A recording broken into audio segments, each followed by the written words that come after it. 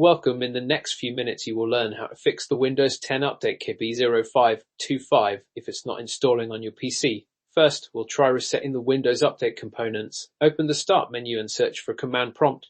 Right-click on it and select Run as Administrator. And now carefully type the following commands one by one and press Enter after each one. netstop wurserv, netstop crypt, netstop bits, netstop msize over renc, Windows Software Distribution, Old renc, Windows System Katrut, Hold netstart wurserv, netstart crypt, netstart bits, netstart msize over close the command prompt window. Restart your computer and check if the update installs now.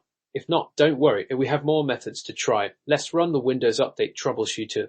Go to Settings, click on Update and Security. Select Troubleshoot from the left-hand menu. Click on Additional Troubleshooters. Choose Windows Update and then click on Run the Troubleshooter.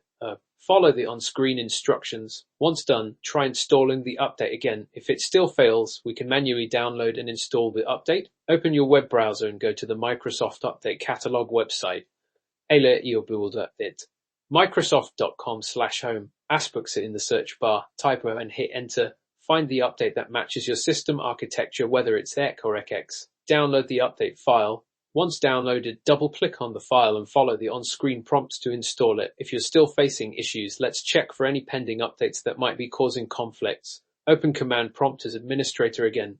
Type the following command and press Enter. DISM Online Cleanup Image Restore Health after the process completes. Restart your computer and check for updates in Settings Update and Security Windows Update. If none of these methods work, there might be a deeper issue. You can try creating a new user account to see if that resolves the problem.